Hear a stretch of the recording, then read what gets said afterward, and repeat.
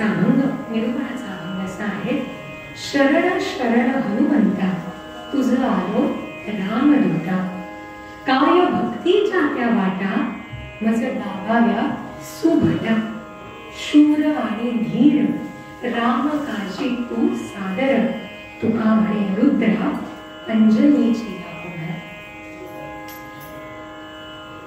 या निरूपणाच्या अभंगाच्या जर आपण अगदी सुरुवातीलाच बघितली तर तुकाराम महाराजांनी काय म्हटलं तर शरण शरण हनुमंता. आता शरण हा शब्द दोनदा वापरलाय. त्या गंमत होणार असेल, आपण एखादा शब्द जेव्हा दोनदा वापरतो तेव्हा त्यामागे आपली घाई सूचित होत असते. आपण कधीही बघा लहान मुलांना सांगताना आपण कसं सांगतो, जरा भरभर चाल, लवकर लवकर चाल, पटपट चाल असं सांगतो की बेगिन बेगिन जोर आहे, कितलं टाइम लागतो. बेगिन जोर आहे म्हणण्यापेक्षा बेगिन बेगिन जोर म्हटलं की आपल्याला गडबड आहे हे सूचित होतं. अगदी तसंच याही अभंगामध्ये शरण शरण हनुमंता म्हणजे तुकाराम महाराजांना कसली तरी गडबड आहे, कसली तरी घाई आहे, शरण जाण्याची घाई झालेली आहे, म्हणून त्यांनी शरण शरण हनुमंता असं म्हटलेलं.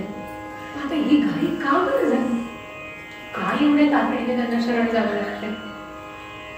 आपल्याला कधी शरण जावं लागलं नाही का, तुकारामांनाच शरण जावं लागलं असं नाहीये सूचना. आपण सुद्धा आपल्या दैनंदिन आयुष्यामध्ये, दैनंदिन जीवनामध्ये दररोज प्रत्येक क्षणी कोणाला शरण जातच असतो. बघा, सकाळी उठल्यावर आपल्याला चहा करून द्यायला बायको लागते, आई लागते, कोणीतरी लागतं. आपण शरण जातो की नाही, मला चहा करून दे म्हणून सांगतो की नाही. दुकानावर गेलो भाजी आणायला, आपल्याच ताट्यामध्ये तिकडे उभा राहील तो भाजी देणार आहे. दुकानदाराला शरण जावं लागतं, भाजी दिल्या मच्छी सांगावं लागतं ना, नाहीतर तो आपला बाकीच्या गिराईकाकडेच बघत राहतो. पण तुमच्याकडे त्याने बघावं असं जर का वाटत असेल तर माझ्या दी माया बाबा सांगावं लागतं ना, शरण जावं लागतं ना. बँकेत गेलात, पैसे भरायचे, आपल्याच ताट्यामध्ये तिथे बसून राहिलात, बँकेचे कर्मचारी येऊन विचारतात का किंवा काही आपल्याला शरण जावं लागतं ना. माझी करता वेगळी माझ्या पुढे बाजारात उचपाव्या करावं लागतं ना, आपल्याला शरण जावं लागतंच.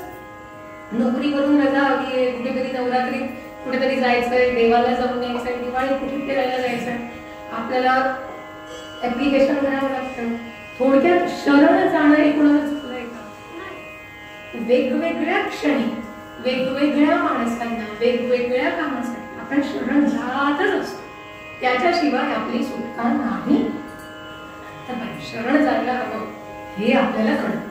तुकाराम महाराजांनी पण तेच आहे की शरण शरण मी गडबड एवढी आहे आयुष्यामध्ये की मी आता जे म्हणताय पुढच्या क्षणी असेल की नाही हे मला माहित नाही, म्हणजे घाई घाईने शरण आहे. पण इकडे गंमत बघा कशी आहे की आपल्याला चहासाठी एका माणसाला शरण जावं लागतं, बायकोला किंवा आईला किंवा घरामध्ये अजून कोणी असतील त्याला. तुम्हाला ऑफिस मधल्या बॉसला सांगितलं म्हणून चहा मिळणार नाही, किंवा दुकानदाराला सांगितलं म्हणून तुमचे बँकेत पैसे भरून होणार नाही. प्रत्येक कामासाठी तुम्हाला वेगवेगळ्या माणसांना शरण जावं लागतं, बरोबर आहे. वेगवेगळ्या माणसांना शरण जात राहणं म्हणजे किती कटकट आहे नाही का.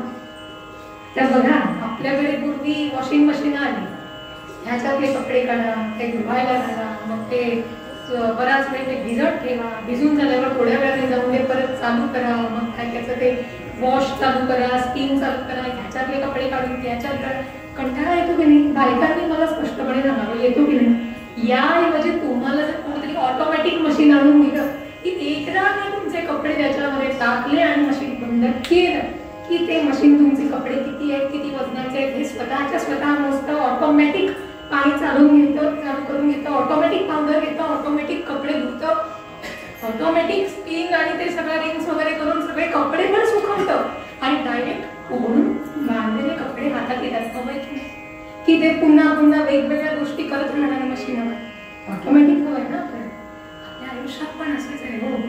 100 लोकांवर शरण जात राहण्यापेक्षा कोणातरी एकालाच शरण गेलो आणि आयुष्यातली सगळी कामं झाली, नको का आपल्याला. उलट बरं आहे ना, परत कोणाचे पाय धरत बसायला नको, एकाचेच काय ते पाय धरले झालं.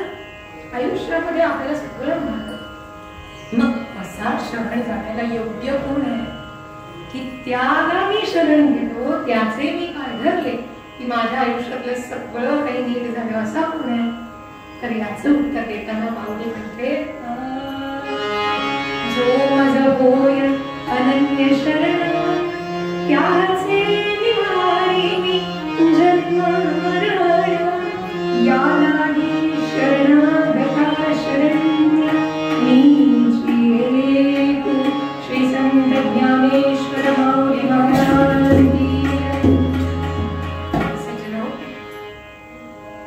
माऊलींनी फार सुंदर सांगितले, शरण जाण्यासाठी योग्य अशी जर कोणती जागा असेल तर ती म्हणजे केवळ त्या भगवंताचे पाय. याच्याशिवाय कोणालाही शरण गेला तर तुमची सगळी कामं होणार नाहीत. केवळ तुम्ही त्या भगवंताला शरण गेला की मला आयुष्याची सगळी चिंता मिटून जाते. एवढंच नव्हे तर आयुष्यानंतरची सुद्धा जी चिंता आहे ती सुद्धा मिटून जाते. जर तुम्ही म्हणाल मी नुसताच देवाची भक्ती करायला लागलो, देवाला शरण गेलो, सगळं गेलो, देव माझं मला चहा आणून देणार आहे का, देव माझा आजारपण करणार आहे का, देव माझं हे करणार आहे का, अरे भक्ती करून तर बघा, तशी देवाची भक्ती करून तर बघा. हो, अशी भक्ती केलेल्यांना देवाने काय काय नाही दिलं. आपल्याला जी संतांची परंपरा लाभलेली आहे त्यामध्ये संत जनाबाईचं चरित्र वाचण्यासारखं आहे.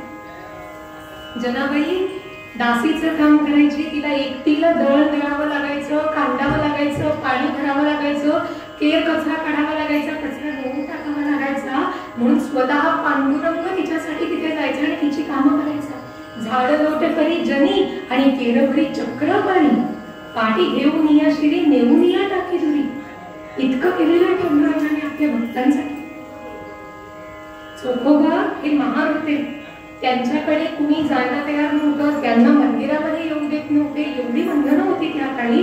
आणि अशा वेळी प्रसूतीच्या दरम्यान चोखोबांची बायको पडली. त्यावेळी साक्षात पांडुरंगाने चोखोबांच्या नणंदेचं रूप घेतलं आणि चोखोबांच्या घरी जाऊन त्यांच्या बायकोची प्रसूती केली. इतकं त्या भगवंताचं आपल्यावरती त्याचे उपकार आहे, इतकं त्याचं प्रेम आहे आपल्यावर. फक्त आपण त्याला शरण जात नाही, इथे आपलं सगळं चुकतं. म्हणून त्यांनी अगदी म्हणजे तुकारामाने सुद्धा एका अभंगामध्ये किती सुरेख वर्णन केलं. ते म्हणतात मी जगामध्ये इतकं सगळं पाहिलं देवा, पण तू सोडून मला शरण जाण्यासाठी योग्य असं दुसरा कोणी दिसलाच नाही. ते म्हणतात तुझं दिन कोणा कोणा शरण जाऊ नारायण, तुझं दिन कोणा कोणा शरण जाऊ नारायण. ऐसा देखो ना मी कोणी तुझ्या त्रिभुवनी, ऐसा देखो ना मी कोणी तुझ्या त्रिभुवनी. तुझं दिन कोणा कोणा शरण जाऊ नारायण, तुझं दिन कोणा कोणा.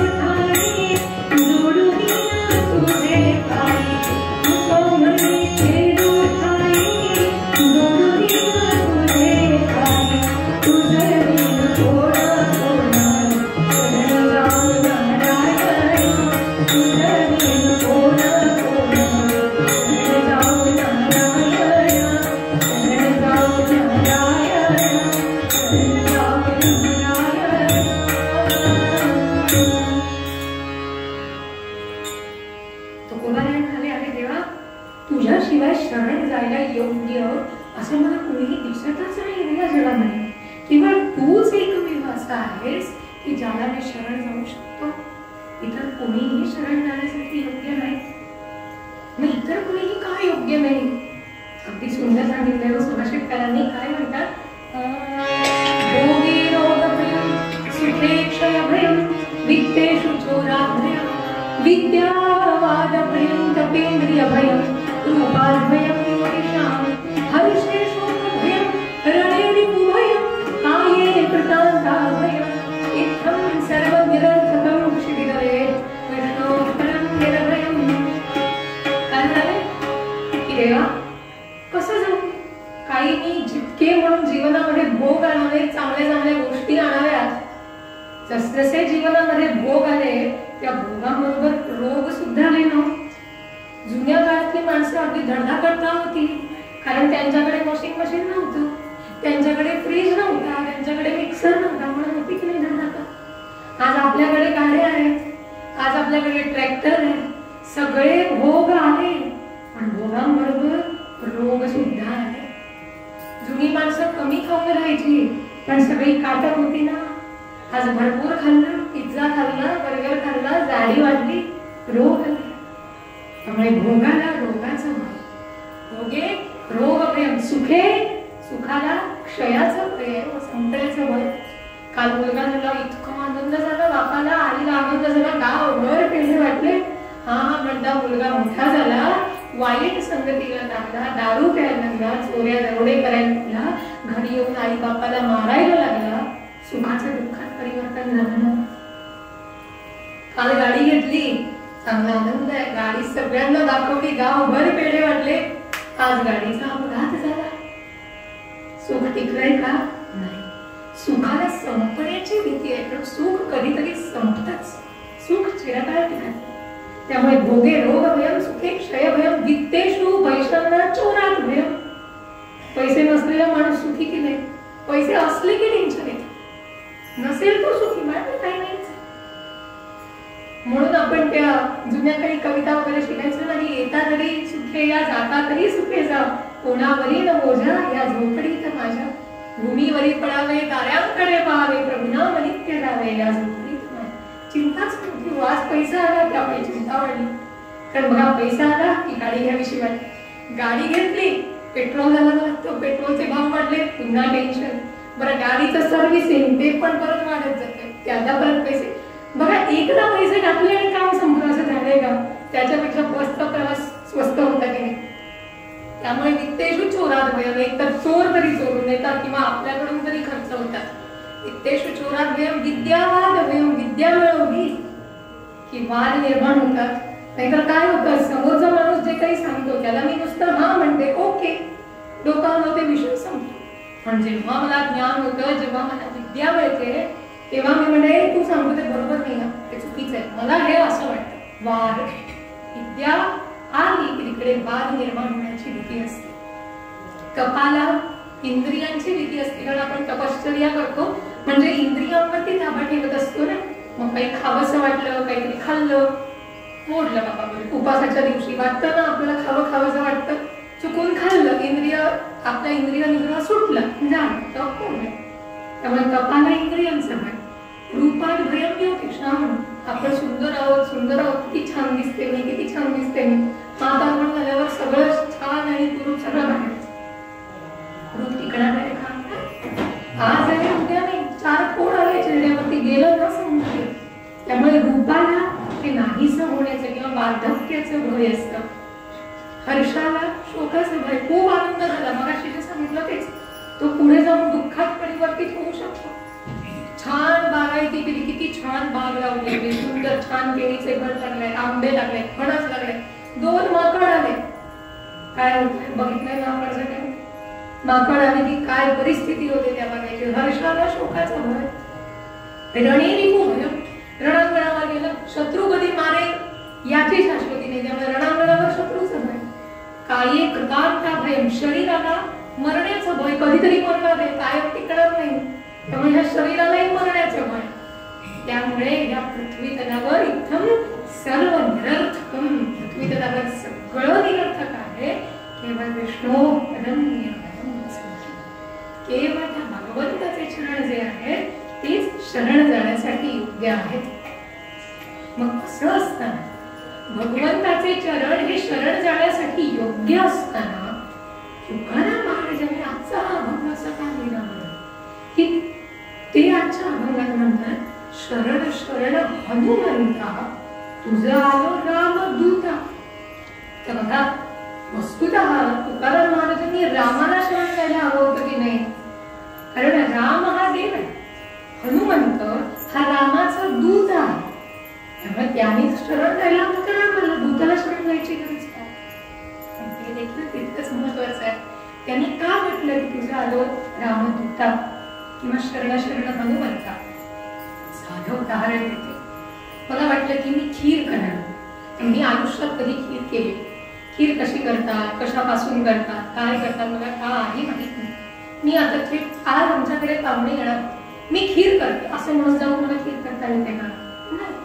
मी काय करेन, आधी 4 लोकांना विचारेन ना, बाबा खीर कशी करतात मला माहित, मला तू सांग. आपण आईला फोन करतो, काकीला फोन करतो, आजीला फोन करतो, सासूला विचारतो, शेजाऱ्याला विचारतो, कोणाकडे विचारतो. जिला खीर हा प्रकार माहिती, जिने 4 प्रकारच्या खीरी अगोदर केलेल्या आहेत आणि जी एकदम चांगली खीर बनवते तिलाच विचारतो की नाही, की जिच्या हातची खीर एकदम फ्लॉप होते तिला विचारतो आपण, जी एकदम फर्स्ट क्लास खीर तिला विचारतो. याही बाबतीत हेच आहे. आपल्याला काय करायचं आहे, भगवंताला शरण जायचं. हे आपण बघ, शरण जाण्यासाठी भगवंताशिवाय योग्य असा दुसरा कोणीही नाही हे आपल्याला कळतं. आता ही जी शरण जाण्याची आपली पद्धत असते ना, ज्या पद्धतीने आपण देवाला शरण जातो त्याला सोप्या भाषेत म्हणायचं भक्ती. भक्ती करतो म्हणजे काय करतो तर देवाला शरण जातो.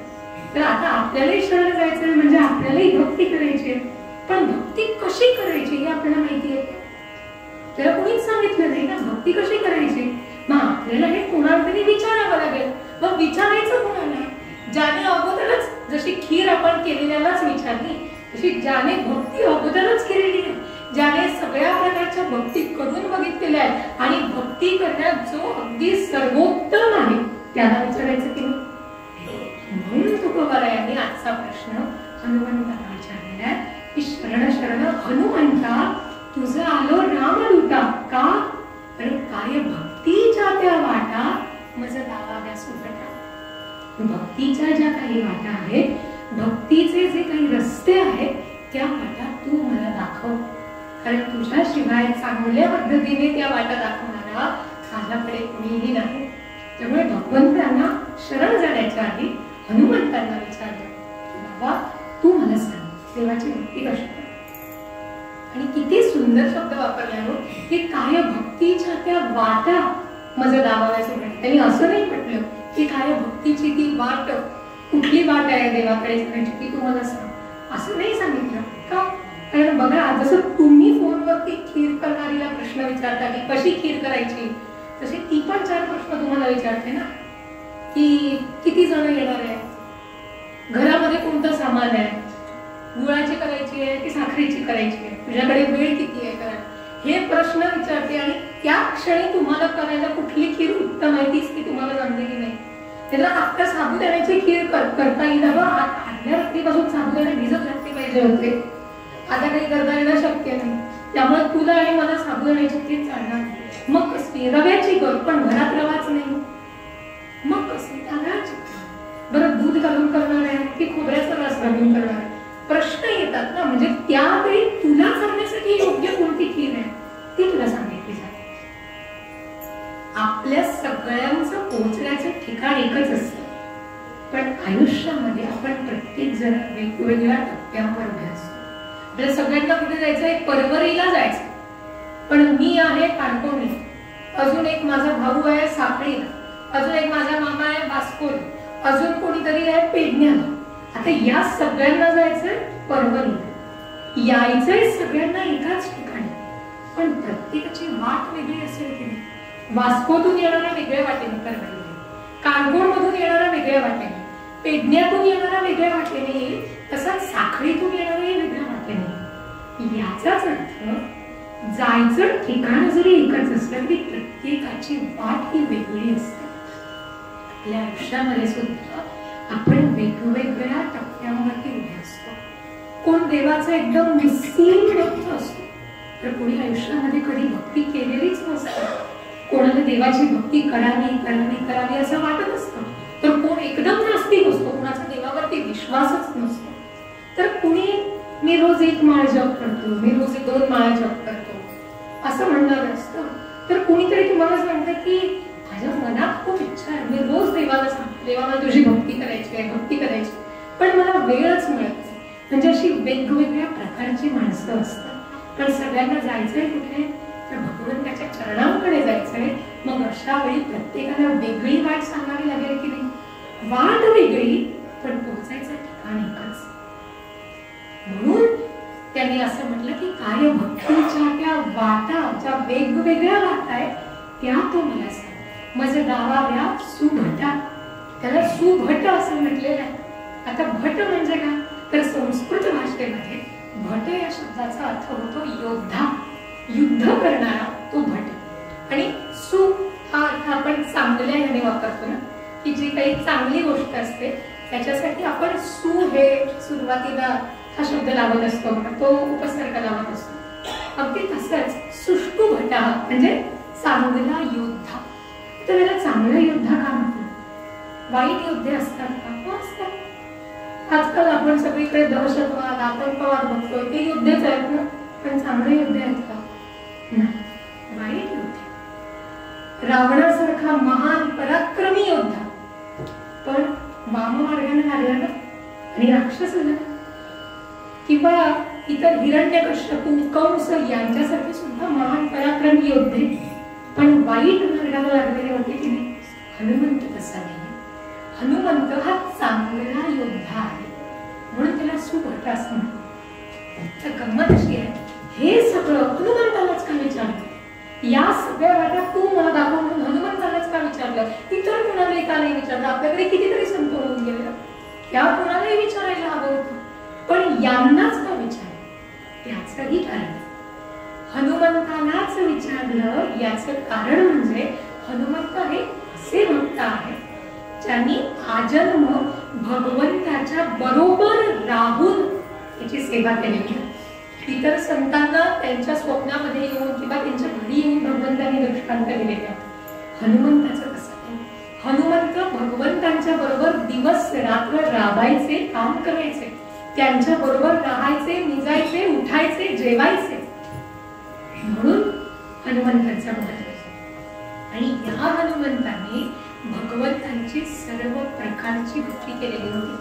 म्हणजे ज्या भक्तीच्या वाटा आपण म्हणतो ना, आपल्याकडे 9 प्रकारच्या वाटा सांगितलेल्या आहेत. श्रवणम, कीर्तनम, विष्णोः स्मरणम, पादसेवनम, वंदनम, अर्चनम, दास्यम, सख्यम आणि आत्मनिवेदनम. या वेगवेगळ्या वाटा सांगितलेल्या आहेत भक्तीच्या. आणि त्यांना आपण नवविधा भक्ती असं म्हणत असतो. या ज्या नवविधा भक्ती आहेत यामधली प्रत्येक भक्ती ही भगवंताने करून बघितलेली आहे बरं का. सगळ्यात पहिली भक्ती सांगितली श्रवण म्हणजे ऐकणं. अगदी आज सुद्धा हनुमंत तर चिरंजीव आहेत, आपल्या सगळ्यांनाच माहिती आहे. आज सुद्धा जिथे जिथे म्हणून प्रभू रामचंद्रांचं गुणगान केलं जातं, प्रभू रामचंद्रांचं कीर्तन केलं जातं, तिथे तिथे त्यांचं गुणगान ऐकायला आजही हनुमंत हजर असतात. किती सुंदर वर्णन केलंय.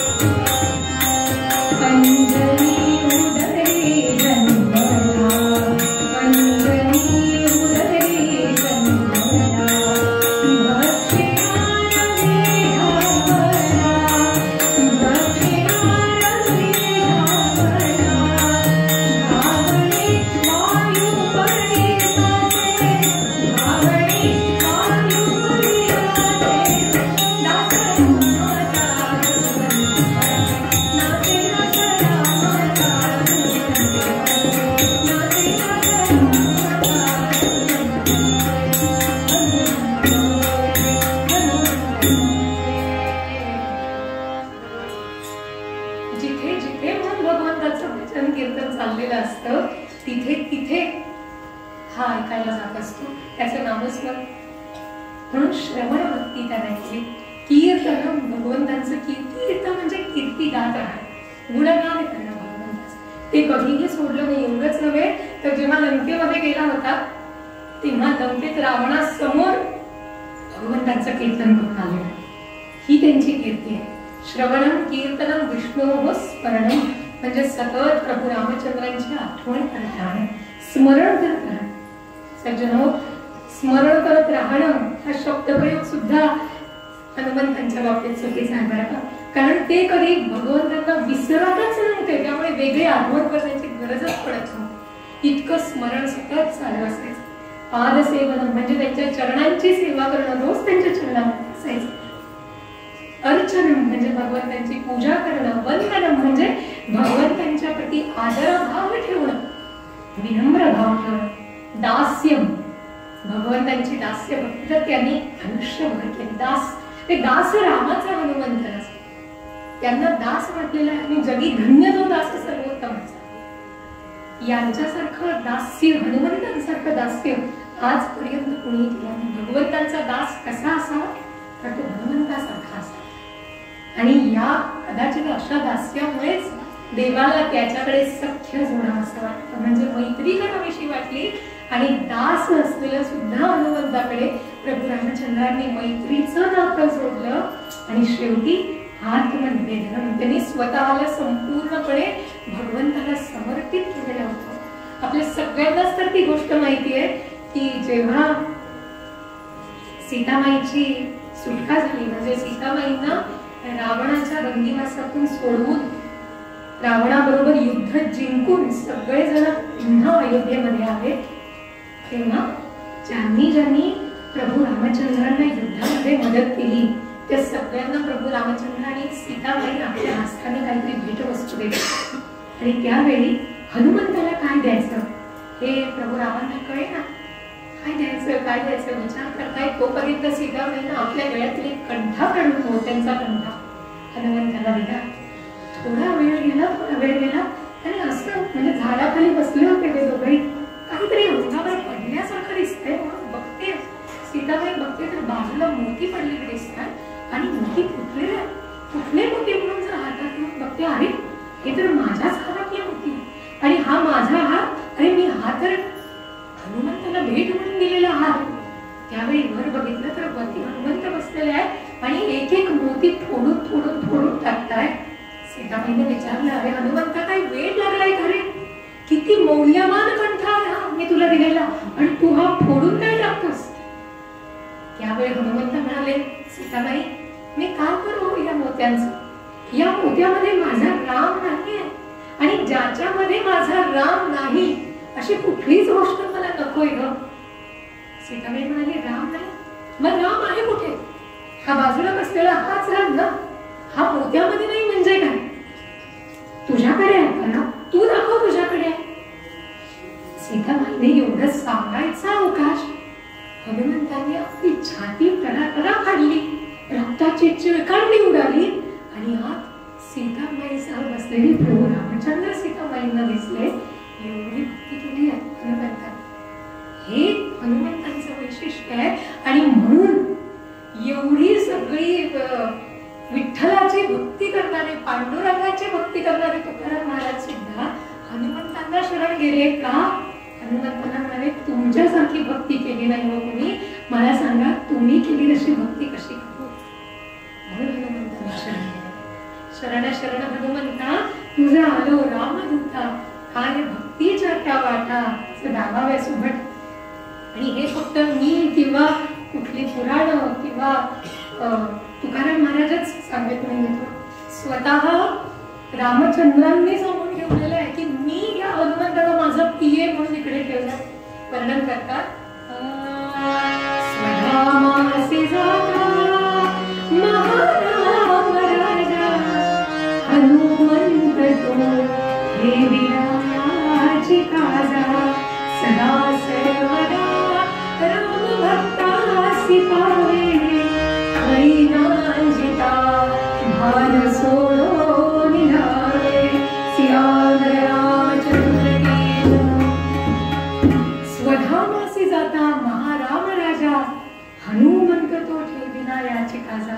जेव्हा या पृथ्वी तलावरचं सगळं कार्य संपून प्रभू रामचंद्र हे पुन्हा जाण्यासाठी स्वधामाला जाण्यासाठी निघाले, तेव्हा त्यांनी काय केलं तर हनुमंत तो ठेविला याची काजा हनुमंताला पृथ्वीवरती ठेवलेलं का तर सदा सर्वदा राम भक्ताची पावे खडी गांजिता भान सोडून घ्या.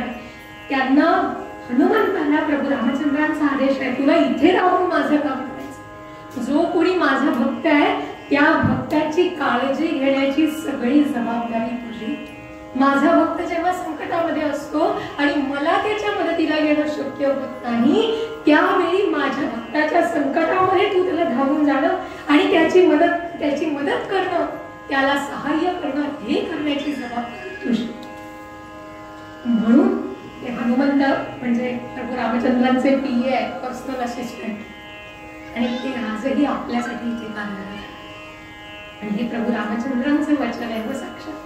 पुढे किती किती सुंदर वर्णन वापरले जाते. खरं तर आपल्याकडे वेळ फार कमी आहे, त्यामुळे अगदी भरभर सांगत जाते की पुढे ते म्हणाले, माझा दावा त्या सुभटा काय भक्तीच्या त्या वाटा, मला त्या वाटा दाखव. पुढे सांगितलं की शूर आणि धीर राम काजी तो साधन. कसा आहेस तू तर तू शूर आहेस. शूर असणं म्हणजे ना नुसतं रणांगणावरती जे शूर असतात ना त्यांना शूर म्हणता येत नाही. कारण कौरव सुद्धा शूर होते, पण आपल्याला त्यांच्यासारखं शूर व्हायचंय का? आतंकवादी सुद्धा शूर असतात हो, आपल्याला त्यांच्यासारखं शूर व्हायचंय का? नाही. आपल्याला हनुमंतांसारखं शूर व्हायचंय, जे सुभटा असं सांगितलं मगाशी. आणि दुसरी महत्वाची गोष्ट, खरा शूर कोणाला म्हणायचं? रणांगणावरती विजय कुणीही प्राप्त करतं, पण खरी ताकद लागते स्वतःवरती विजय प्राप्त करायला, स्वतःच्या मनावरती विजय प्राप्त करायला, आपल्या इंद्रियांवरती विजय प्राप्त करायला सगळ्यात जास्त ताकद लागते. बघा, आपण इथे शरीरानं बसलेलो असतो, पण आपलं मन 4 ठिकाणी फिरत असतं की नाही. आज सिरियल चुकली, तिच्या सासूनं काय केलं असेल, तिच्या सासूनं काय केलेलं असेल, आपल्या मनात विचार येतात की नाही. आपण सगळा संसार घरी सोडून इथे देवीसाठी किंवा कीर्तनासाठी, देवीच्या दर्शनासाठी येत असतो, पण आपले विचार असतात की नाही, सासरा जेवला असेल की नाही, नवऱ्याचं काम संपलं असेल की नाही, मुलं घरी आली असतील की नाही, विचार असतात की नाही. म्हणजे स्वतःवरती अजून विजय मिळालेला नाही. आणि हा विजय हनुमंताने प्राप्त केलेला होता. जितेंद्रियम असं म्हटलं, आपल्या सगळ्या इंद्रियांवरती त्यांनी विजय प्राप्त केलेला होता. आपलं असं नाही होत, आपल्याला एखाद्या ठिकाणी खा झाली, किती वेळ काढून धरू शकता? एक 5 सेकंद, 6 सेकंद, 7व्या सेकंदाला खाजवावं असं वाटतच ना. आपण नाही, अगदी आपली इंद्रियांवरती आपण आपला ताबा नाही ठेवू शकत. हनुमंतांना हा ताबा मिळालेला होता. जिभेचा ताबा, रोज नवीन खावंसं वाटतं. मला सांगा, इथे एखादा तरी माणूस असा आहे का की जो सकाळ दुपार रात्र तिन्ही वेळी एकच जेवण आठवडाभर जेवतो? आहे का? रोज जिभेला नवीन नवीन पदार्थ लागतात, चटकदार पदार्थ लागतात. आपल्याला पुन्हा पुन्हा तेच खायचा कंटाळा येतो. किती नाही परत एकच खाऊ पाहिजे, बेजार येतो की नाही, कंटाळा येतो. म्हणजे आपण आपल्या जिभेचे गुलाम आहोत. छान. आधी हल्ली तर ते मोबाईल वगैरे आल्यापासून फारच झालं. म्हणजे अगदी वयस्कर मंडळी सुद्धा, मला आठवतंय मी जेव्हा लहान होते ना आणि कार्टून बघायचो टीव्हीवर, तेव्हा ते छोटे आत्तासारखे LED नव्हते, पण माझं बालपण अशा वेळी गेलं जिकडे टीव्ही होते. टीव्ही नसलेल्या काळात वगैरे मी जन्माला आले नाही, आमच्याकडे पण टीव्ही होते. पण ते कार्टून जेव्हा आम्ही बघायचो, पोगो, निकलोडियन, मला आमच्या आज्या वगैरे म्हणजे परत सांगायचं, काय ते परत बघतेस, बंद कर. आणि आम्हाला तेव्हा सांगायचे की हे कार्टून बघून म्हणे मुलं पण कार्टूनांसारखीच होतात आणि मुलं त्या कार्टूनांसारखी वागायला लागतात असं वगैरे आम्हाला तेव्हा सांगायचे आणि बंद करायला लावायचे. पण झपाट्याने 10-15 वर्षांच्या काळात काळ इतका बदलला की ती कार्टून जाऊन नवीन गोष्टी येऊन आज AI येऊन एवढे जगामध्ये बदल घडलेले आहेत की एकेकाळी मला कार्टून बघू नको म्हणून सांगणारे माझे आजी आजोबाच आज इंस्टाग्रामवर रील बघत बसलेले असतात की नाही. ते इंस्टाग्राम नसेल तरी YouTube बघतात की नाही. ज्या आजी आजोबांना मोबाईल चालवता येतो बघतात ना, आणि बघितलं नाही ना चल नाही पडत आपल्याला. बघितलं कंटाळा आला म्हणून मी एका जागी शांत बसून राहिलेलं आणि भगवंताचं चिंतन करतो.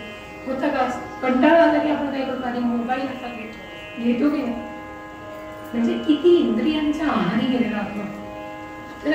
बघायचंय, काहीतरी छान छान ऐकायचंय, आपल्याला गुंतून राहायचंय कृष्णामध्ये. ही आजची परिस्थिती आहे. म्हणून आदर्श कोणाचा घ्यायचा आहे? हनुमंतांचा आदर्श घ्यायचा आहे. त्यांनी आपल्या इंद्रियांवर ताबा मिळवलेला आहे, म्हणून त्यांना शूर म्हटलंय. आणि दुसरं उदाहरण दिलं, दुसरं विशेषण लावलं, धीर. धीर म्हणजे काय? संयम राखणं. आज आपल्याकडे तो कायमचा संपलेला आहे. पेशन्स नावाची गोष्टच राहिलेली आहे आपल्याकडे. आपण काय करतो? 2 माळा त्या शांतादुर्गेचा जप केला की 3री माळ सुरू करायच्या आधी तिचा प्रसाद व्हायलाच हवा. नाही, 3री माळ आले, 2 माळा गेल्या, त्याचा पुण्य गेला कुठे? येतो की नाही प्रश्न आपल्याला? 2 माळा गेल्या, किती करते मी देवाचं, 2 माळा जप करते रोज आणि तरी प्रसन्न होत नाही, म्हणतो की नाही? कितले करता पूजा केली, मग उपास केले, मग कितले गेले, काठी आणि नवचंडी सुद्धा गेली, पण काय जायत ना, म्हणतो ना. हनुमंताने असं नाही केलं. रामकाजी तू सादर देवाकडून कसलीही अपेक्षा ठेवली नाही आणि देवाची किती भक्ती केली ती कधी मोजलं सुद्धा नाही. मला सांगा, देवाने आपल्याला हात दिले, पाय दिले, चालणारे डोळे, कान सगळं दिलं की नाही? एखादं व्यंग असलं असतं, आपल्या ठिकाणी ऐकू आलं नसतं, बोलता आलं नसतं, दिसत नसलं असतं, किती हालत होती ना आपली.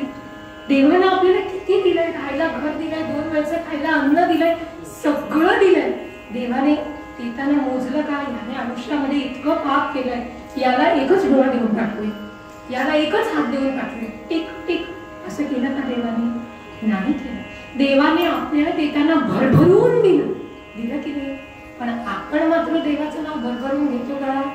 1, 2, 3 माळा मोजत असतो ना आपण. झाले 108 झाले, 108 बरंच चढ ना, मोजून घेतो ना. तो देताना कधी विचार करत नाही, पण आपण मात्र त्याचं नाव घेताना विचार करतो आणि त्याच्याकडून भरपूर मिळवण्याची अपेक्षा ठेवतो, कारण संयम राहिलेला नाही स्वतःवर. म्हणून हनुमंताला म्हटलं की तू कसा आहेस? तू धीर आहेस, म्हणजे तुझ्याकडे संयम आहे. शूर आणि धीर, रामकाजी तू सादर. आणि शेवटी म्हणाले, तुका म्हणे रुद्रा. त्याला रुद्र असं म्हटलंय कारण हनुमंताला 11वा महारुद्र असं म्हटलंय. का म्हणे रुद्रा? अंजनीची हा कुमार. आपण पवनसुत हनुमान वगैरे अशी अनेक विशेषणं ऐकतो, पण आपण कधीही अंजनीचा कुमार असं त्याचं विशेषण ऐकत नाही. पण इकडे मुद्दाम तुकारामांनी अंजनीची या कुमारा असं म्हटलं. का म्हटलं? याचं कारण आपल्या संस्कृतीने सांगितलंय की सुशीलो मातृपुण्येन पितृपुण्येन चापुरः औदार्यं वंशपुण्येन आत्मपुण्येन भाग्यवान. एखाद्या घरामध्ये जन्माला आलेलं मूल हुशार होणार, चतुर होणार, बुद्धिमान होणार की नाही हे कशावरून ठरतं? तर वडिलांनी केलेल्या पुण्याईवरून ठरतं. वडिलांच्या पुण्याई. एखाद्या घरामध्ये जन्माला आलेलं मूल उदार होणार की नाही, दाता होणार की नाही हे कशावरून ठरतं? तर त्या वंशामधल्या लोकांनी केलेल्या पुण्याईवरून ठरतं. त्याच घरामध्ये जे मूल जन्माला आलंय ते भाग्यवान असेल की नाही हे त्या मुलाने मागच्या जन्मामध्ये काय पुण्य केलंय याच्यावरून ठरत असतं. त्याचं भाग्य उजळणार की नाही ते आपल्यावरती असतं. आणि सगळ्यात पहिली गोष्ट सांगितली आहे, एखाद्या घरात जन्माला येणारं मूल सुशील म्हणजे चांगलं चारित्र्य घेऊन जन्माला येणार की नाही हे कोणावरून ठरतं? तर ते आईच्या पुण्यावरून ठरत असतं. हनुमंताकडे असे अनेक गुण होते की मनात आलं असतं तर तो वाईट मार्गाने लागू शकला असता, पण हनुमंतांच्या बाबतीत तसं झालं नाही. ते चांगल्याच मार्गाने जात राहिले आणि भगवंताचे सर्वोत्तम दास झाले, सर्वोत्तम भक्त झाले. की कोणाची पुण्याई आहे? तर त्यांच्या आईची पुण्याई आहे. म्हणून अंजनीची या कुमारा म्हटलं. आपल्या घरामध्ये कधी हनुमान जन्माला येत नाही, केवळ माकड जन्माला येतात. आता ते काय जन्माला येतात याचा विचार आपण करा. पण याचं कारण की अंजनीची या कुमारा का म्हटलं? कारण सुशील हे त्यांचं महत्वाचं वैशिष्ट्य आहे. आणि म्हणून असे हे हनुमंत भक्त प्रभू रामचंद्रांना लाभले आणि त्यांचं त्यांचं आणि हनुमंताचं वर्णन करत असताना समर्थांनी सुद्धा म्हणून ठेवलं की ऋणी देव तो भक्ती भावे जयाचा, जगी धन्य तो दास सर्वोत्तमाचा. इतकी भक्ती केली, इतकी भक्ती केली, इतकी भक्ती केली की प्रभू रामचंद्र म्हणाले, अरे तू केलेल्या भक्तीसाठी मी तुला काय देऊ? माझ्याकडे काही नाही, मी केवळ तुझे उपकार मानेन, मी केवळ तुझ्या ऋणामध्ये राहणं पसंत करेन, केवळ मी तुझे आभार मानेन, कारण तू केलेल्या भक्तीसाठी मी तुला काहीतरी द्यावं असं माझ्याकडे काहीच नाही. इतकी भक्ती करणारा हनुमंत आणि त्याला शरण जाताना तुकाराम महाराजांच्या अभंगामध्ये म्हणतात,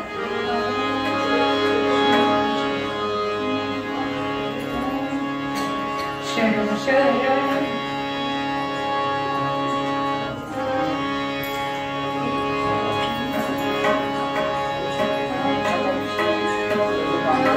शरण शरण हनुमंता तुझा आलो राम दूता, शरण शरण हनुमंता तुझा आलो राम दूता, तुझा आलो राम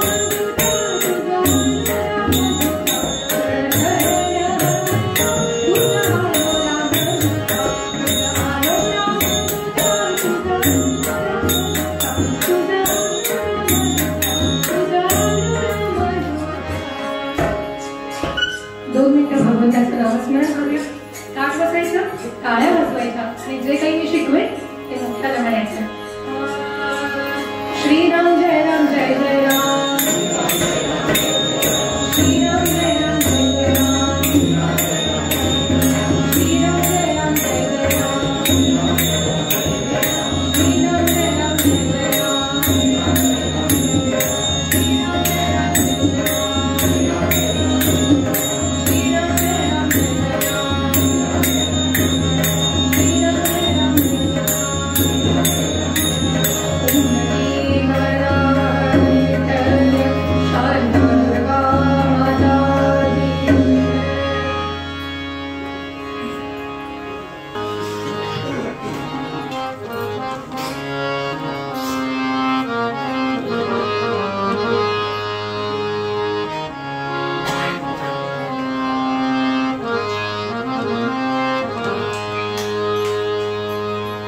जय जय राम. लंकेमध्ये युद्ध चाललेलं आहे, बरेच दिवस झाले युद्ध चालू आहे, युद्ध चालू आहे आणि इतकं तुंबळ युद्ध चालू आहे की कधी लंकेचं रावणाचं सैन्य आघाडी घेतं तर कधी प्रभू रामचंद्रांची वानरसेना आघाडी घेते. असं एकदम जिकिरीचं युद्ध चालू. आणि हे युद्ध चालू असतानाच अचानक कुठून तरी वार्ता आली की लंकेचा राजा रावण याचा मुलगा इंद्रजित हा युद्धाला गेला असताना युद्धामध्ये मारला गेला. ही बातमी ऐकली आणि मंदोदरी कासावीस झाली, धाय मोकळून रडायला लागली. धावत धावत रावणाच्या मंदिरामध्ये आलेली आहे, म्हणते महाराज महाराज हो काय झालं हे? त्याचं नव्हतं होऊन बसलं. असं करून तुम्ही साऱ्या वंशालाच नाश करणार आहात का? साऱ्या वंशाचा नाश करून टाकणार आहात का? कितीतरी आपले मोठमोठे योद्धे मारले गेले, मागे कुंभकर्ण मारला गेला आणि आता कुंभकर्णानंतर तुम्ही इंद्रजिताला युद्धाला पाठवलं तर युद्धामध्ये इंद्रजित हो तुमचा माझा पोटचा मुलगा सुद्धा मारला गेला. आता तरी हे युद्ध थांबवा, आता तरी भानावर या की प्रभू रामचंद्र म्हणजे साक्षात भगवंताचा अवतार आहे. त्यांची सीतामाई त्यांना परत करा हो, निघून जातील, आपल्याला त्रास देणार नाही, निघून जातील त्यांच्या त्यांच्या मार्गाने, पण कृपा करून हे युद्ध थांबवा, आमच्या वंशाचा असा नाश होऊ देऊ नका, युद्ध थांबवा, हे शरण चला त्यांना. आणि रावणाच्या तळपायाच्या मस्तकात रावण म्हणाला, अगं मंदोदरी तू काय बोलतेस, तुला तुझं समजतंय का?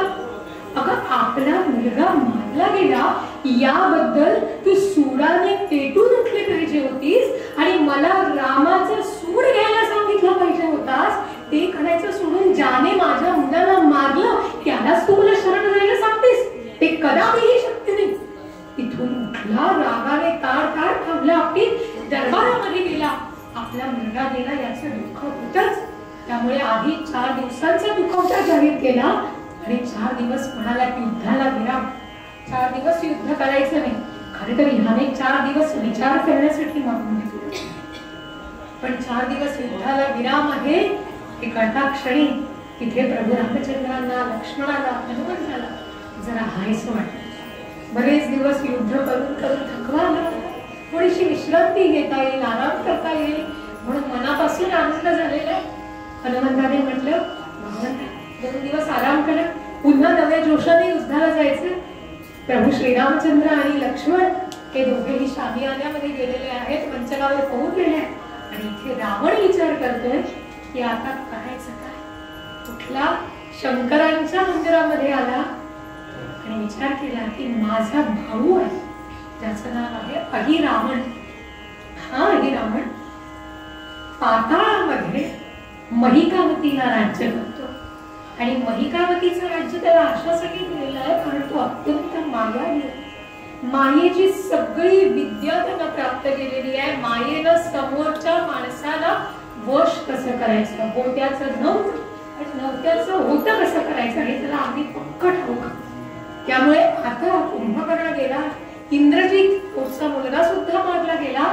अशा वेळी अहिरावणालाच बोलावणं योग्य म्हणून केलं काय, वैसला ध्यानस्थ शिवमंदिरी आकर्षण मंत्र जपे अंजली अहिरावणाची स्वारी आली सन्मुख घातला. ध्यान लावलेलं आहे शंकरांच्या मंदिरामध्ये बसून आणि आकर्षण मंत्राचा जप केला. आकर्षण म्हणजे ओढून घेणं आणि त्या आकर्षण मंत्राचा जप केल्याबरोबर पाताळामध्ये महिकावतीच्या राज्यावर बसलेला जो अहिरावण आहे तो तत्क्षणी पाताळातून वर आला आणि रावणासमोर प्रकट झाला. म्हणला, दादा काय झालं, एवढ्या घाई गडबडीने कसलीही पूर्वकल्पना न देता अचानक मला बोलून आणायचं. लंकेत सगळं कुशल आहे ना, घरातली सगळी मंडळी ठीक आहेत ना, आणि तुझ्या डोक्यावर ही चिंतेची आधी का बरं दिसते, काही त्रास आहे का तुला, काही झालंय का. त्यावर रावण म्हणाला, अरे फार चिंता करण्याजोगं काही नाहीये बघ, पण थोडासा त्रास कोणता आहे. तर झालंय असं की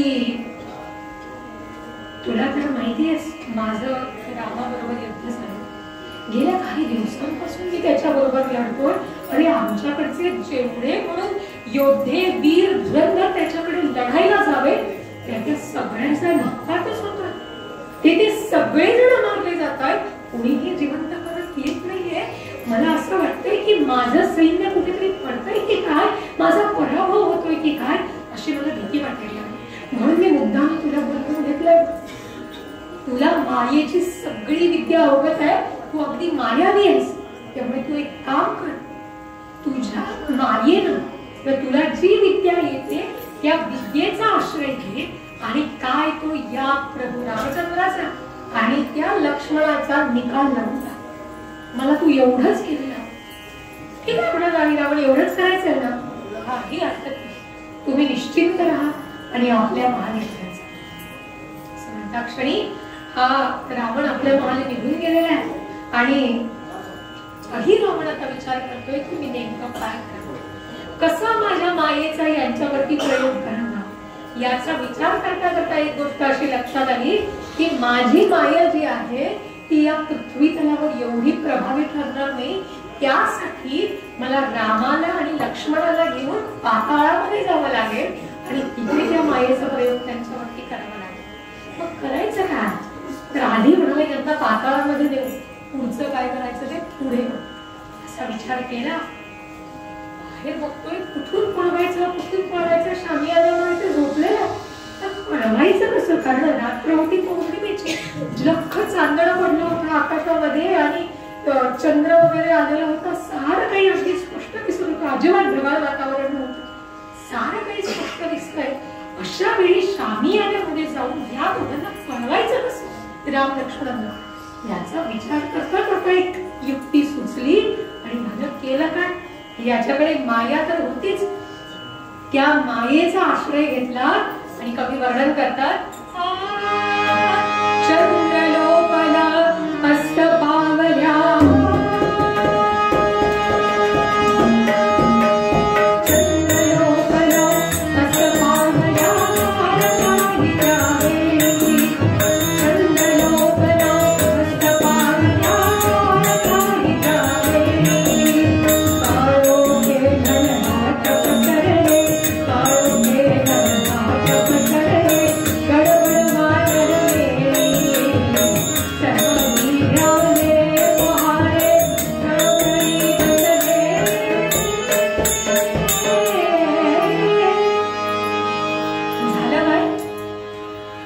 याने आपल्या मायेने साऱ्या आकाशामध्ये एक प्रकारचं आवरण तयार केलं. म्हणजे कसा पडदा तयार केला. पडदा तयार केल्याबरोबर काय झालं की हा जो चंद्र तारका चांदण्या सगळं जे काही होतं ते त्या पडद्यामध्ये लपलं. आणि ते लपल्याबरोबर सगळ्या लंकेमध्ये काळा कुट्ट अंधार झाला. अंधार झाल्याबरोबर कुठे काही दिसेना. पण अंधार झाल्याबरोबर हा हनुमान मात्र सावध झाला.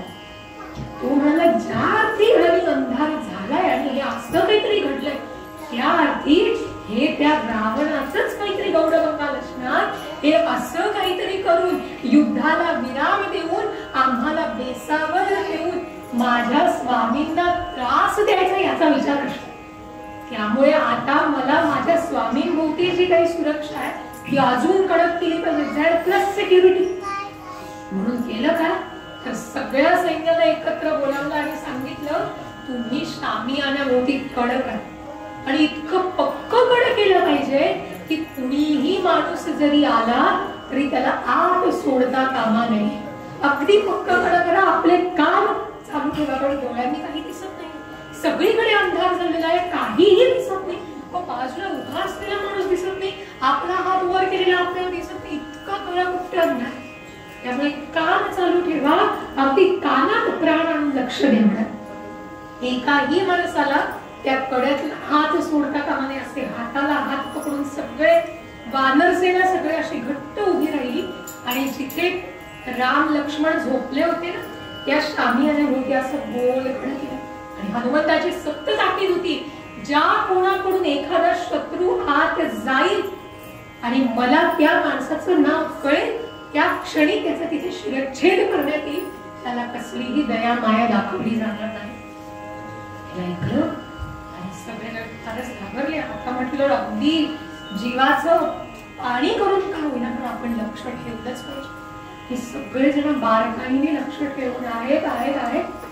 इतक्यात हा आपला अहिरावण मायावी होता हे मी तुम्हाला सांगितलं. आता आपल्याला अंधार केला पण या हनुमंताने इकडे पहारा पण वाढवला. आता जायचं कसं. आता काय करायचं. पुन्हा एक युक्ती केली. काय युक्ती केली.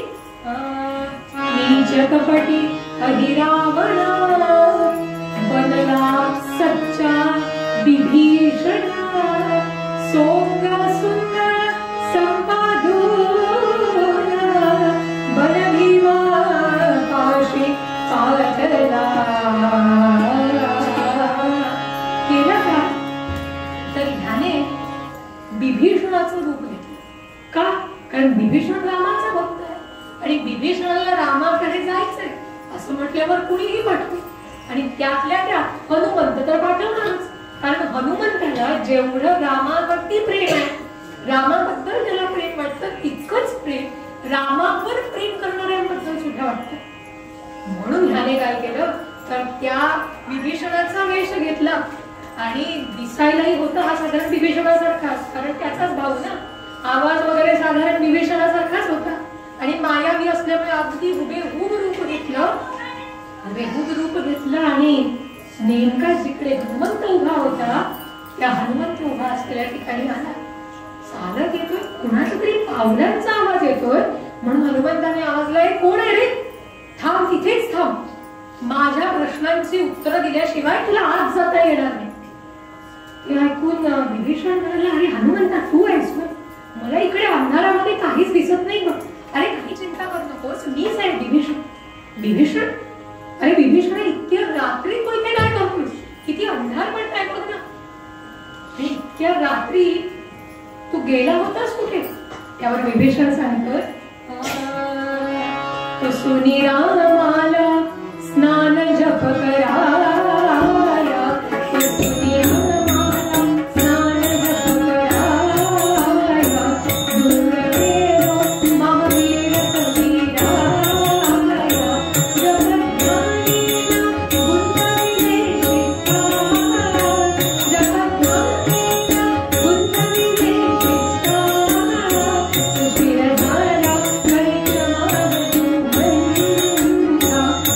Thank you.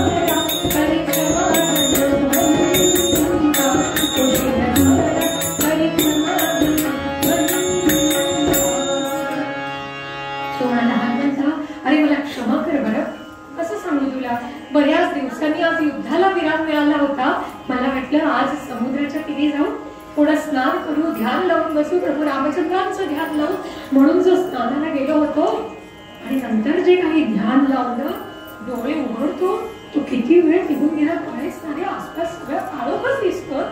हा धडपडत धडपडत कसा तरी इथे पोहोचलो तर वाटेत तुझी भेट झाली. लंकेत माझ्या घरी परत जायचं रे, घरचे सगळे वाट बघत असतील. बरं मी होतो पुढे, फार अंधार झालेला.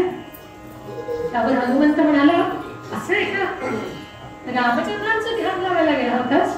बरं ठीक आहे, मग एक काम कर, तू पुढून कुठूनही नको जाऊस, कारण मी सगळ्यांना ताकीद दिलेली आहे. तू कितीही सांगितलंस ना तरी कुणीही तुला आत सोडणार नाही, मीच तुला आत सोडतो. म्हणून हनुमंताने स्वतःच बाजूला होऊन या विभीषणाचं रूप घेतलेल्या रावणाला आत जायला वाट दिली. झालं, राक्षसाचा तिथे प्रवेश झाला. सगळ्या राक्षसांना आनंद झाला. टाळ्या पेटतात सगळे राक्षस. आत गेला. आत जाऊन जिथे प्रभू रामचंद्र आणि लक्ष्मण झोपलेले होते त्या पलंगाकडे गेला. पलंगावर पाहतो किती देखणं रूप आहे प्रभू रामचंद्रांचं. इतके सुंदर दोघेही जण मदनाचे कुठे. या इतक्या सुंदर पुरुषांना माझ्या या हाताने पुष्करायचं, ती कल्पनाच सहज होईल. आणि असं होतं बरं का, देवाला पाहिल्यावर आपली बुद्धी थोडीफार पालटतेच. कितीही माणूस दुष्ट असला ना त्याचं एकदा दर्शन झालं की आपल्या मनातलं किलमिश हळूहळू हळूहळू जायला लागतात. याला मी माझ्या हाताने मारत नाही बाबा, पाप लागेल. आत्ता काय सुरू आहे तर महिकावतीला देवीचा उत्सव सुरू आहे. मी काय करतो, देवीच्या उत्सवामध्ये देवीला बळी चढवावा लागतो. या दोघांनाच देवीला बळी म्हणून अर्पण करतो. याने होईल काय, मी ह्यांना मारलं असंही होणार नाही. देवीला बळीच चढवायचंय ना, बळी चढवला की पुण्यच मिळेल. त्यामुळे याचं पाप तर लागणार नाही आणि प्रत्यक्ष देवाचा बळी चढवला त्यामुळे डबल पुण्य मिळेल असा विचार केला. आणि त्या राम लक्ष्मणांवरती मोहिनी विद्येचा प्रयोग केला. त्याबरोबर त्या दोघांना अतिशय गाढ झोप लागली. त्या दोघांनाही आपल्या पाठीवरती खांद्यावरती घेतलं. आपला उजवा पाय अतिशय जोरात जमिनीवर आपटला. त्याबरोबर जमिनीमध्ये एक मोठं भुयार तयार झालं. त्या भुयारातून जी उडी घेतली तो या दोघांनाही येऊन थेट महिकावतीला. तो महिकावतीला गेल्याबरोबर पृथ्वी तलावरती देखील माया याच्या मागोमाग गेली महिकावती. आणि पृथ्वीवरती लाख उजेड पडला. कारण गेली ना, ते आच्छादन विच्छादन वरचं होतं ते सगळं गेलं. गेल्यावर हा बघतोय, हनुमंत बघतो, अरे झालं बहुतेक संकट बिकट गेलं असं वाटतं मला. मी सगळ्यांना सांगितलं बहुतेक संकट निघलंय असं वाटतंय, सगळं काही निघालेलं आहे. तुम्ही आता थोडेसे रिलॅक्स विश्राम स्थितीमध्ये जाऊ शकता. पण तत्पूर्वी मी एकदा जाऊन भगवंतांची भेट घेऊन येतो. ते दोघेही सुस्थितीत आहेत ना, सारं काही व्यवस्थित आहे ना हे बघतो, मग तुम्ही थोडासा आराम करा असं म्हणून सांगितलेलं आहे. आणि हनुमंत आपल्या स्वामींना भेटण्यासाठी त्या शामियान्याकडे गेलेला आहे. शामियान्यामध्ये जाऊन पाहतो तर काय, शामियान्यामध्ये जावई नाही आणि लक्ष्मण नाही. हनुमंतांच्या पोटात खड्डा पडला. अहो कासा 20 झाले. गेले कुठे माझे हनुमंत स्वामी, माझे स्वामी कुठे गेले, स्वामी कुठे गेले. सगळीकडे शोधताय. बाहेर जाऊन सैन्याला विचारताय कुणी आलं होतं का, कुणी आलं होतं का. काही दिसेना, कुठेही काही दिसेना. शोधतायत शोधतायत शोधतायत. तर शोधता शोधता एका वानराला, एका सैन्यामधल्या एका वानराला एक मोठा खड्डा दिसला.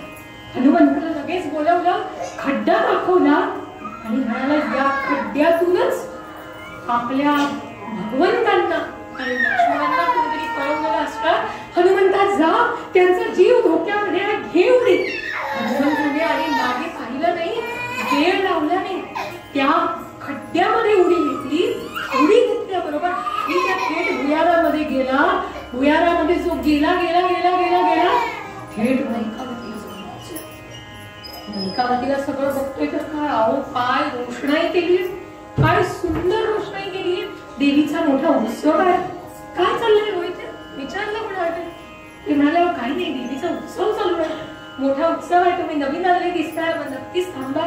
उद्या शेवटचा दिवस आहे आणि त्या निमित्त देवीला 2 बळी चढवायचे आहेत. वर्षानुवर्ष आम्ही एकच बळी घेतो. यावर्षी 2 बळी आणले आणि तिथे साक्षात पृथ्वीवरून 2 उत्तम पुरुषोत्तम आणलेले ते आणि हनुमंतांना कळलं की माझे स्वामी हे इथे स्त्रियांच्या बंदीवासात आलेले आहेत आणि ते दुसऱ्या तिसऱ्या कोणी नसून अहिरावणाने म्हणजे या रावणाच्या भावाने चाललेले आहेत. त्यानेच मला फसवले. हे कळता क्षणी आता उद्या देवी समोर बळी द्यायचा आहे ना, म्हणून सगळी योजना डोक्यामध्ये आखली. काय करायचं, माझ्या स्वामींना कसं वाचवायचं याची सगळी योजना डोक्यामध्ये आखली. बुद्धिमतां वरिष्ठम असं म्हटलं. जे बुद्धिमान लोक असतात त्यांची जर का सगळ्यांची नावं लिहिली तरी सुद्धा हनुमंतांचं नाव पहिलं लागेल. एवढे हुशार, एवढे बुद्धिमान आहे. आणि काय केलं, बघितलं सगळ्या फुलांच्या रांगा लागलेल्या आहेत. त्या फुलांच्या रांगेवरून चालत चालत आता देवीपर्यंत जायचं. पण जायचं कसं, कारण त्या फुलांच्या वर देवीच्या डोक्यावर पर्यंत जात. म्हणून घेतलं छोट्याशा मुंगीचं रूप. आणि मुंगीचं कारण हे हनुमंतांचं रूप जे आहे ते कधी आकाशा एवढे पण होऊ शकतात आणि कधी एवढेसे छोटे पण होऊ शकतात. आपल्या सगळ्यांनाच तर रूप घेतलेलं आहे मुंगीचं. आणि वेलीवरून आणि त्या पानांवरून फुलावरून चालत चालत चालत जात आहेत. त्या ह्याच्याकडे म्हणजे कमानीकडे पोहोचले. आता गर्भगृहात प्रवेश करणं तोच आवाज आला, ए थांब, पुढे चाललास. मुंगीचं रूप घेतलेलं आणि कोणाला दिसतोय म्हणून जर बघ ते बाजूला कोणतरी उभा आहे.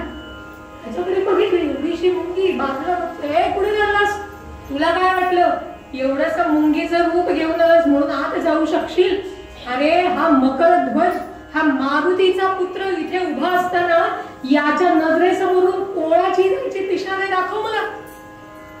हनुमंताला कळलं मारुतीचा पुत्र, कुठला मारुतीचा पुत्र? अरे मी तर आहे ब्रह्मचारी, मी कधी आजपर्यंत लग्न केलं नाही. आणि हा तर म्हणे मारुतीचा पुत्र आहे. तू कोण, काय काय म्हणतोस, मारुतीचा पुत्र कसा काय तू? तो म्हणतो, अरे मी मारुतीचा पुत्र कसा हे विचारायचं आधी तू कोण हे मला सांग. मला मारुतीचा पुत्र कसा हे विचारणार, तू कोण?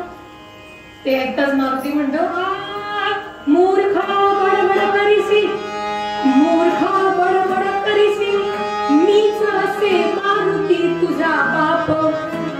कैसा नकळे झालो, कैसा नकळे झालो, मी आहे ब्रह्मचारी निष्पाप. मी आहे ब्रह्मचारी, मी कधी लग्न केलं नाही आणि मला मुलगा कसा झाला?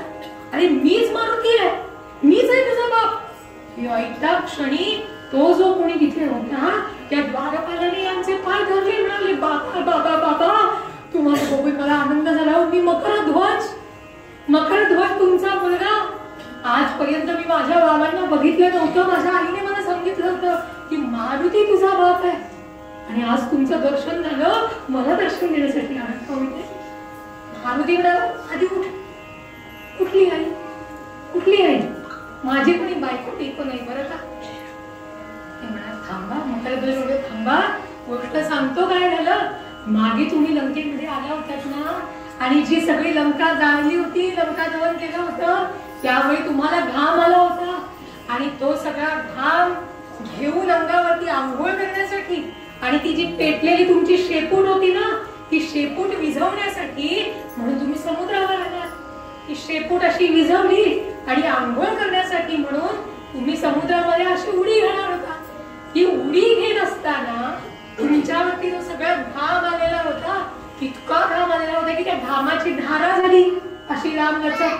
आणि त्याच वेळी पाण्यात असलेल्या मगरीनं, म्हणजेच तीच माझी आई, तिने नेमकं आ केलं होतं पाणी घ्यायला. तिला लागली होती तहान. तिने जे आ केलं होतं त्या आ मध्ये तुमची ही पाण्याची धारा पडली आणि त्यापासून माझा जन्म झाला. म्हणून मी मकरध्वज. हनुमंताला आनंद झाला. अशा पद्धतीने आपला का होईना मुलगा भेटला. ते म्हणाले, अरे बरं झालं तू भेटलास, माझं खूप महत्वाचं काम आहे रे. बघ मला आता इथे ना आत जायचंय, देवीच्या ठिकाणी जाऊन यायचंय. माझ्या स्वामींना इथे आणलेलं आहे, त्यामुळे जरा माझी वाट सोडतोस का? वाट सोडतोस? इथे कसं जाऊ देऊ भाऊ, मी तर इथे ड्युटीवर आहे आणि मला माझ्या स्वामींनी सांगितलेलं आहे ड्युटीवरून हलायचं नाही, कोणालाही आत पाठवायचं नाही. म्हणतो म्हणजे अरे माझा मुलगा म्हणतोस ना तू, मी बाप आहे तुझ्या, बापाचं ऐकत नाहीस. बाप आणि घरी घेऊन चला आणि मग बाप आणि मुलगा. ड्युटीवर असताना बाप नाही, ड्युटीवर असताना स्वामींची आज्ञा. जर तुम्हाला आत जायचंच असेल तर माझ्याशी 2 हात करा, मला मारून टाका आणि मग पुढे चला. पण जोपर्यंत हा मकरध्वज इथे उभा आहे तोपर्यंत मी तुम्हाला आत जाऊ देणार नाही. त्यावेळी हनुमंताने आपल्या मुलाबरोबर म्हणजे मकरध्वजाबरोबर सुद्धा युद्ध केले आणि त्याच्या शेवटी बापच होतो. आणि त्या हनुमान याचा बाप वरचढच असा काही ठोसा मारला की तो हनुमंताचा ठोसा खाऊन हा मकरध्वज बेशुद्ध पडला आणि त्याला उल्लंघून पुढे हनुमंत त्या गर्भगृहात प्रवेश करते झाले. पण मनामध्ये आनंद झालेला आहे की जसा मी माझ्या स्वामींचा भक्त आहे तसा हा सुद्धा याच्या स्वामींचा भक्त आहे. स्वामींची प्रतारणा करत नाही, त्यामुळे आशीर्वादाचा हात ठेवलेला आहे. फक्त काय वाईट चुकीच्या स्वामींच्या सेवेमध्ये झालेला आहे. त्यामुळे आशीर्वादाचा हात ठेवला. आत गेले, जिथे देवी बसलेली होती त्या देवीच्या ठिकाणी गेलेले आहेत. कवी वर्णन करतात, हनुमान जाऊन पोचला देवी पूजेच्या ठाणी. हनुमान जाऊन पोचला देवी पूजेच्या ठाणी. समारंभ ठाठाचा केला होता राक्षस योद्धानी. समारंभ ठाठाचा केला होता राक्षस योद्धानी. भगवानचे विधाईने नाव गणित. श्रीदेवीला अर्पयाला उत्सुक होते भक्त.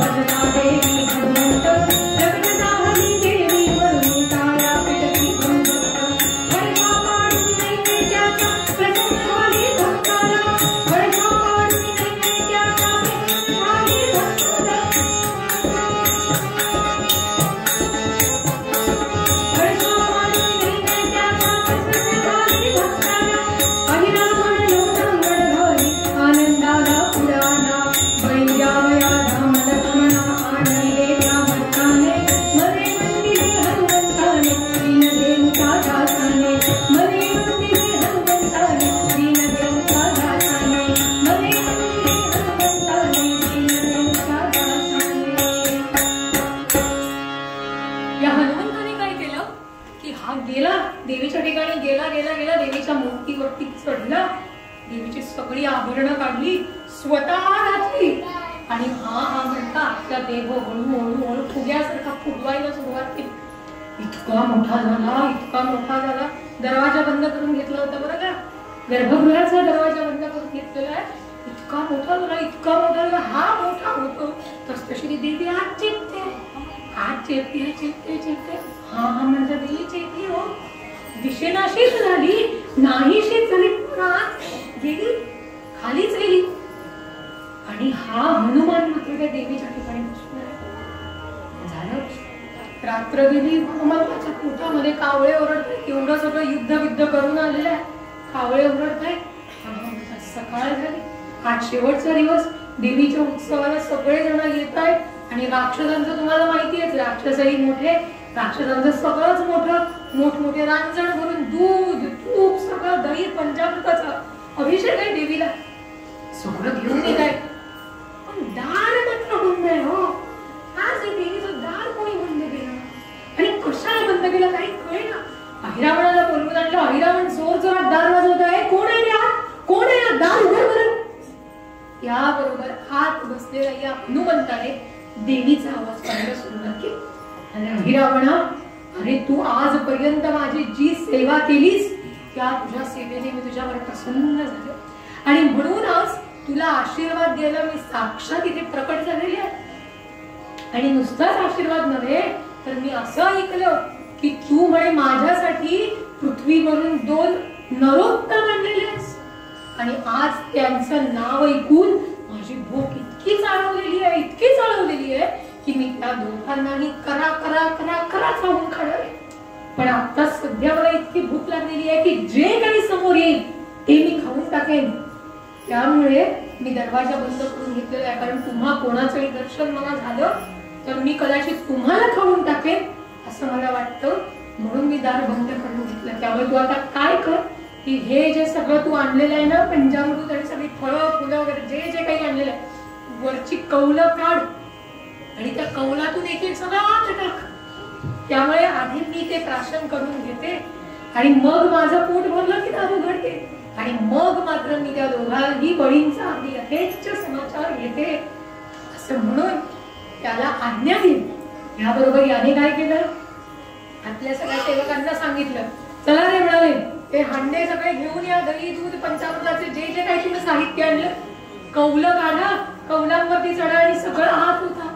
आत होताना आत देवीला बघायचं नाही, कारण तुम्ही दिसलात की देवी तुम्हाला खाऊन टाकेल.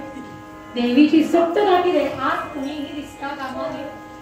हे सगळे जे सैन्य होतं या अहिरावणाचं घाबरत घाबरत वरती चढलं, कौलं बाजूला काढली आणि सगळ्यांनी एक एक एक एक रांजण आत उठायला सुरुवात केली.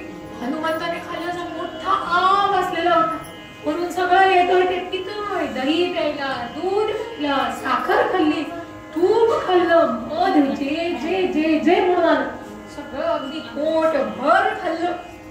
10-10, 15-15 रांजण फस्त गेले आणि वरून एक मोठा ढेकर दिला. हा पण देवीच्या आवाजात, स्वतःच्या आवाजात ढेकर दिला. देवी म्हणते, अहिरावणा चल आता मी तृप्त झाले, आता मी तुझ्या त्या दोन्हीही नरांना माझ्या हाताने फाडून दातांनी करा काकडीसारखं चावून म्हणा घेऊन ये म्हणा. ठीक आहे म्हणा. आणि अहिरावण गेला आणि त्या दोघांनाही म्हणजे प्रभू रामचंद्रांना आणि लक्ष्मणाला घेऊन आला. देवी समोर खांबाला दोघांनाही बांधलेलं आहे. देवी म्हणाली, पूर्ण तयारीत राहा, मी आता दरवाजा उघडणार, पण तत्पूर्वी माझी अशी इच्छा आहे की या प्रभू रामचंद्रांचं मस्तक तू तुझ्या हातातील तलवारीने छाटाव. ठीक आहे म्हणाला. माझ्या हातून ते देवीची आज्ञा आहे, देवीच्या आज्ञेनं मला ते मारायला मिळणार आहे, याच्यासारखं भाग्य कुठलं. म्हणून त्यानं काय केलं तर सेवकांकरवी आपली तलवार मागवली, अशी जोर जोरामध्ये पाजळायला लागला. पाजळताना विचारले, अरे रामा, रावणाची पंगा घेतोयस काय? झालं ना, आलाच ना शेवटी आमच्याच पायाशी. आता कोण आहे तुला इथे वाचवणारा, तुला या सगळ्या संकटातून बाहेर काढणारा दुसरा कोण आहे?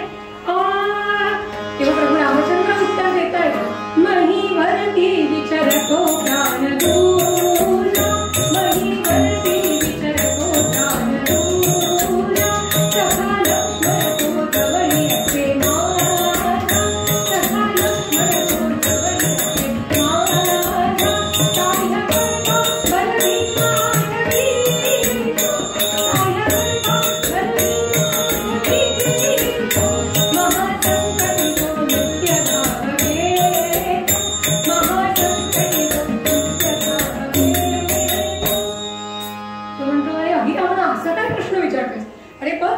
माझ्या बाजूला माझा लक्ष्मण ज्याने आजपर्यंत सावली सारखी माझी साथ दिली तो माझ्या बरोबर उभा आहे. अरे तू मला इथे घेऊन आलायस खरा, पण एव्हा ना माझा भक्त हनुमंत जो आहे ना त्याने मला शोधायला सुरुवातही केलेली असेल. सज्जन हो, एक सांगते, जसा आपल्याला भक्तांना देवाबद्दल आधार वाटत असतो ना, देवाबद्दल विश्वास वाटत असतो, तसाच विश्वास देवाला सुद्धा त्याच्या भक्तांबद्दल वाटत असतो. जर का इतक्या ताकदीचा भक्त असेल तर देव सुद्धा भक्तावर अवलंबून राहत असतो. म्हणून ते म्हणतात की अरे तेव्हा ना तू हनुमंत माझ्या शोधाला लागलेला असेल, तेव्हा ना इथे पोचलाही असेल, आणि तू काय म्हणतोस माझ्या पत्नीला सीतेला तुम्ही पळवलीत ना, अरे ती पतिव्रत आहे, त्या पतिव्रतेचं सतीत्व आज माझ्या पाठीशी खंबीरपणे उभं आहे. आणि असं असताना जर का या पतिव्रतेच्या पतीवरती या तुझ्यासारख्या नराधमानं हल्ला करण्याचा प्रयत्न केला तर साक्षात त्या माझ्या पतिव्रतेचं सतीत्व धारण करणारी देवीच इथे साक्षात रणचंडी म्हणून तुझाच निपात करेल. माझ्या केसालाही धक्का लागणार नाही. रामचंद्रांचं हे बोलणं ऐकलं आणि त्या अहिरावणाच्या तळपायाच्या मस्तकात गेली. अरे मृत्यूच्या समयी मरायच्या वेळी सुद्धा इतकी मकरुरी, इतका मास, पायाच्या मस्तकात गेली, भुवया वक्र झाल्या, रागानं शरीर थरथर थरथर कापायला लागलं, डोळ्यातून जणू आग बाहेर पडायला लागली. अशी ती तलवार घेतली, पाजळली पाजळली. अहो तलवारीला तुम्हाला सांगते काय ठार आलेली होती, अशी चकाकते. पवित्रा घेतला, बरोबर मानेचा अंदाज घेतला प्रभू रामचंद्रांचा, आणि आता प्रभू रामचंद्रांवर हल्ला करणार म्हणून अशी जी काही जोरात आकाशामध्ये उडी घेतली तलवारी सकट. तिथे प्रभू रामचंद्रांनी अगदी कळवळून हनुमंताला हात मारली, हनुमंता त्याबरोबर आलो असं म्हणून त्या हनुमंताने तुपकन भगवंतांच्या समोर उडी घेतली. हा जो काही अहिरावण आकाशामध्ये उडालेला होता त्याचा हात वरच्या वर पकडला, आणि ती जी तलवार होती ती अशी इकडे याच्याच बाजूला वळवली. या अहिरावणाला कळलं, अरे मी आकाशात गेल्यावर याने हनुमंताला हाक का मारली, हनुमंताने हाक मारल्यावर देवीने कसं हो म्हटलं. देवीने नुसतं हो म्हटलं नाही तर यांना खायला बसलेली देवी इथे पुढेच येऊन माझाच हात आकाशामध्ये अडवते आणि माझ्यावरतीच वार करते. हे काय गौड बघणार. हे सगळं कळायच्या आत हनुमंताने काय केलं, भूकाल केला त्याच्या मारुती, भूकाल केला त्याच्या मारुती, रावणावरती विक्रमावे, रावणावरती विक्रमावे, भूकाल केला त्याच्या मारुती, भूकाल केला त्याच्या मारुती. हरामचा क्षणा घातली पाठ केला, हरामचा क्षणा घातली पाठ केला, प्रभूच्या पदावरती धन्य झाला, प्रभूच्या पदावरती धन्य झाला, भूकाल केला त्याच्या मारुती, भूकाल केला त्याच्या मारुती, भूकाल केला, भूकाल केला, भूकाल केला त्याच्या मारुती. हनुमंताने असा जोरात भूकार केला, याचे सगळे तलवारीचे वार याच्यावरतीच पालटून लावले. अहो ज्या ज्या कोणी म्हणून या हनुमंतावरती चाल करून यावं त्या प्रत्येक अहिरावणाच्या सैन्याला कोणाला शेपटीने पिरगाळून, कोणाला लत्ता प्रहार करून, कोणाला डोक्याने मुसंडी मारून, तर कोणाला हाताने गुद्दे मारून सगळ्यांना यमसदनाला पाठवलं. आणि या अहिरावणाला इतका चोपला सगळा की शेवटी त्या आपल्या शेपटीने असा फिरगाळून फिरगाळून फिरगाळून जमिनीवर बदा बदा बदा आपटला आणि त्याचा कपाळ मोक्ष करून त्याला यमसदनाला रामचंद्रांकडे आला. हनुमंताने या सगळ्यांचा वध केलेला पाहून सगळे जण हनुमंतांचा जय जयकार करायला लागले, त्याचा गुणगान गायला लागले. महारुद्र हनुमान की जय. आणि सगळ्यांनी जय जयकार केला. प्रभू रामचंद्रांची त्यांनी सुटका केली, लक्ष्मणांची सुटका केली, रामाचे पाय धरले आणि म्हणाले, भगवंता आता माझ्या जीवात जीवाला बरं. जोपर्यंत तुमची सुटका होत नव्हती तोपर्यंत ह्या जीवामध्ये जीव नव्हता आला. त्यावेळी प्रभू रामचंद्रांनी त्याला उठवलं आणि प्रभू रामचंद्रांच्या मुखातून आलेले शब्द आहेत. काय म्हणाले हनुमंताला, ते म्हणतात, निस्वार्थी उपकार मारुती सख्या केलासी रामा घरी, सीता शोधुनी प्राणदान दिधले श्री लक्ष्मणा संगरी, येसे धावुनी प्राणदान मजसिही, येसे सख्या संकटी, होई अनुरुई रामना कधी तुझा, राही रुई शेवटी, सियावर रामचंद्र की जय. सज्जनो, प्रभू रामचंद्र सांगतात, अरे मी कुठल्या तोंडाने तुझे आभार मानू. माझा राम, माझी सीता जेव्हा लंकेमध्ये पळवली गेली तेव्हा माझ्या सीतेला तूच शोधून तिला जीवदान दिलीस.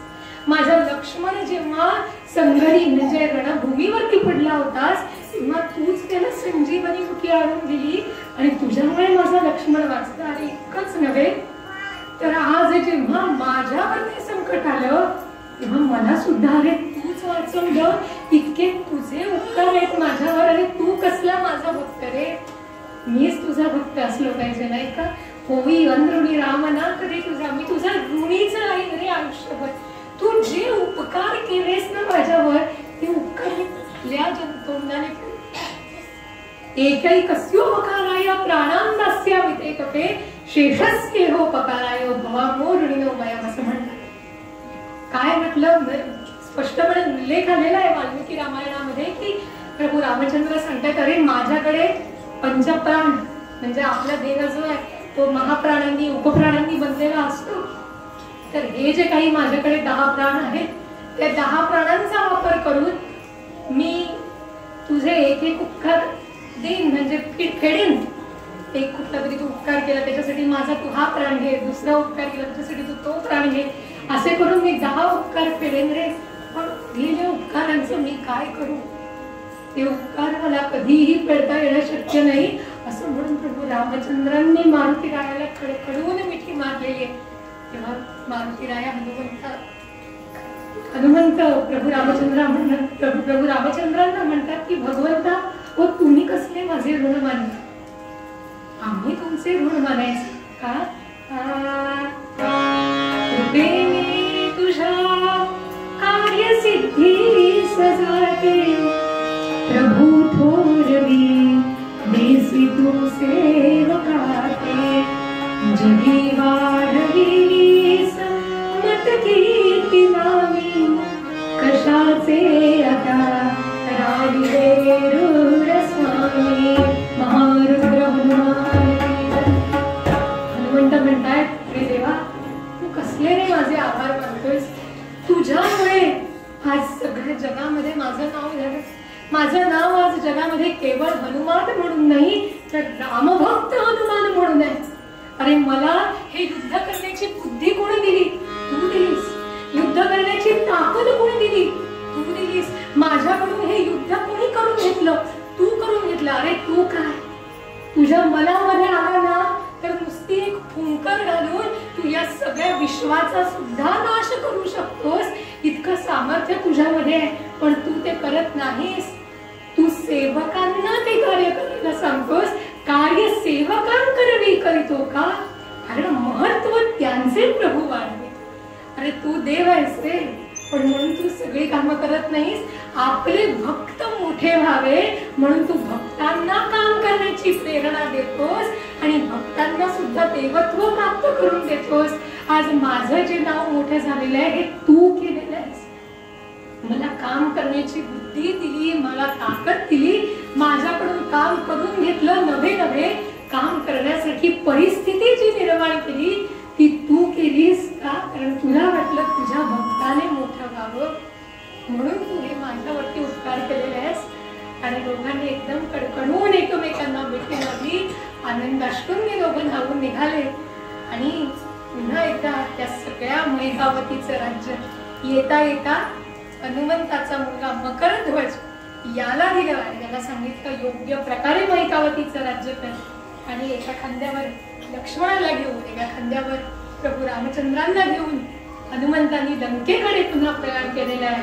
आणि त्यानंतर मग लंकेवरती विजय मिळवून सीतामाईला घेऊन सगळेजण सुखरूप पुन्हा अयोध्येला आलेले आहेत. पण या सगळ्या प्रक्रियेमध्ये जर का भगवंताला सगळ्यात मोठी साथ कोणाची लागली तर ती म्हणजे हनुमंतांची. आणि म्हणून आज नवरात्रीच्या अगदी पहिल्या दिवसाला कुणी म्हटलं असतं की गणपतीचं चरित्र केलं पाहिजे होतं, हे केलं पाहिजे होतं, ते केलं पाहिजे होतं. हे सगळं न करता हनुमंतांचं चरित्र लावण्याचं कारण हेच की पुढचे 9 दिवस भक्ती करायची आहे. पण ती भक्ती कशी करायची आहे हे आधी कळलं पाहिजे ना. आणि ती भक्ती कशी करायची हे तू मला सांग, म्हणजे मी तशी भक्ती पुढचे 9 दिवस करेन. आणि नुसते 9 नाही तर आयुष्यभर मी तशीच भक्ती करत राहीन. ती सद्बुद्धी तू मला दे. म्हणून प्रभू हनुमंतांना शरण जात असताना आजचा अभंग तुकारामांनी लिहिला. शरण शरण